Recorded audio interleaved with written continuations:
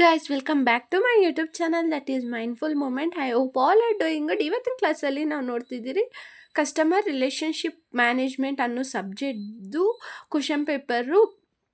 ಮತ್ತು ಇದು ಬಂದು 6M ಅವ್ರಿಗೆ ಆ್ಯಸ್ ಪರ್ NMP ಪ್ರಕಾರ ಕೇಳಿರೋ ಕ್ವಶನ್ ಪೇಪರು. ಆ್ಯಂಡ್ ಇದು ಟೋಟಲ್ ನಿಮಗೆ 60 ಮಾರ್ಕ್ಸ್ಗೆ ಇರುತ್ತೆ. ಈ ವಿಡಿಯೋ ಸ್ಟಾರ್ಟ್ ಮಾಡೋಕ್ಕಿಂತ ಮುಂಚೆ ಇದು ಲಾಸ್ಟ್ ಮಿನಿಟ್ ರಿವಿಷನ್ ವಿಡಿಯೋ ಮಾಡಾಕಿದ್ದೀನಿ. ಆ್ಯಸ್ ಇಟ್ ಈಸ್ ಎಲ್ಲ ವಿಡಿಯೋದಲ್ಲಿ ಹೇಳ್ದಂಗೆ 2 ಮಾರ್ಕ್ಸ್ 4 ಮಾರ್ಕ್ಸ್ 10 ಮಾರ್ಕ್ಸ್ 8 ಮಾರ್ಕ್ಸ್ ಯಾವ್ಯಾವ ಚಾಪ್ಟರಿಂದ ಹೆಂಗೆ ಕೇಳ್ತಾರೆ ಪ್ರತಿಯೊಂದು ಡೀಟೇಲಾಗಿ ಎಕ್ಸ್ಪ್ಲೈನ್ ಮಾಡಿ ಹಾಕಿದ್ದೀನಿ. ಆ ವಿಡಿಯೋ ನೋಡಿಲ್ಲ ಅಂದರೆ ಡಿಸ್ಕ್ರಿಪ್ಷನಿಗೆ ಪ್ಲೇಲಿಸ್ಟು ವಿಡಿಯೋ ಇರುತ್ತೆ. ಇದೊಂದೇ ಸಬ್ಜೆಕ್ಟ್ದಲ್ಲಿ ಎಲ್ಲದು ವಿಡಿಯೋ ಪ್ಲೇಲಿಸ್ಟ್ ಆಗಿ ಇರುತ್ತೆ. ಅದರಲ್ಲಿ ಹೋಗಿ ನೀವು ಚೆಕ್ಔಟ್ ಮಾಡಿದ್ರೆ ನಿಮಗೆ customer relationship management important questions ಸಿಗುತ್ತೆ. ಓಕೆ, ಸೆಕ್ಷನ್ ಎಲ್ಲಿ ಬಂದುಬಿಟ್ಟು ನಿಮಗೆ 5 ಕ್ವಶನ್ಸ್ ಕೇಳ್ತಾರೆ. ಅದರಲ್ಲಿ 7 ಕೇಳ್ತಾರೆ, 5 ಆನ್ಸರ್ ಮಾಡಬೇಕು. 2 ಕ್ವಶನ್ಸ್ 2 ಮಾರ್ಕ್ಸ್ ಆಗಿರುತ್ತೆ.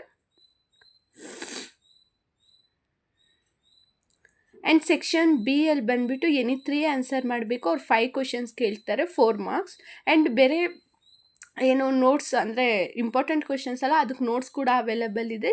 ಅದು ಕೂಡ ಸ್ಕ್ರೀನ್ ಮೇಲೆ ಕಾಣ್ತಿರೋ ನಂಬರ್ ಇಲ್ಲ ಡಿಸ್ಕ್ರಿಪ್ಷನಲ್ಲಿ ನಂಬರ್ ಇರುತ್ತೆ. ಅಲ್ಲಿ ಬಂದು ವಾಟ್ಸಪ್ ಮಾಡಿದ್ರೆ ನಿಮ್ಗೆ ನೋಟ್ಸ್ ಅನ್ನೋದು ಸೆಂಡ್ ಆಗುತ್ತೆ. ಜಸ್ಟ್ ನೀವು ಅದಕ್ಕೆ ಪರ್ಟಿಕ್ಯುಲರ್ ಪೇ ನೋಟ್ ಅನ್ನೋದನ್ನ ಪೇ ಮಾಡಿದ್ರೆ ಸಾಕು.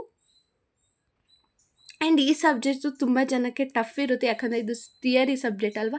ಸೊ ಥಿಯರಿ ಸಬ್ಜೆಕ್ಟ್ಗೆ ನೀವು ಜಸ್ಟ್ ಓದ್ಕೊಂಡು ಹೋದರೆ ಸಾಕು. ನೋಟ್ಸ್ ಇಲ್ಲ ಅಂದರೆ ನಾನು ಹೇಳ್ದಂಗೆ ಮೆಸೇಜ್ ಮಾಡ್ಬೋದು. ಆ್ಯಂಡ್ ಇಂಪಾರ್ಟೆಂಟ್ ಕ್ವಶನ್ಸ್ ಕೂಡ ಮಾಡಾಕಿದ್ದೀನಿ, ಒಂದ್ಕಿಂತ ಚೆಕ್ಔಟ್ ಮಾಡಿ. ಅದರಿಂದ ನೀವು ತುಂಬ ಈಸಿಯಾಗಿ ಆರಾಮಾಗಿ ಯಾವ್ಯಾವ ಚಾಪ್ಟರಿಂದ ಓದ್ಕೊಂಡು ಹೋದರೆ ಈಸಿಯಾಗಿ ಪಾಸ್ ಆಗ್ಬೋದು.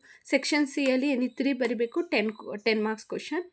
ಆ್ಯಂಡ್ ಸೆಕ್ಷನ್ ಡಿ 2 ಕೇಳ್ತಾರೆ, 1 ಆನ್ಸರ್ ಮಾಡಬೇಕು. ಇದು ಬಂದು ಕನ್ನಡದಾಗಿರುತ್ತೆ.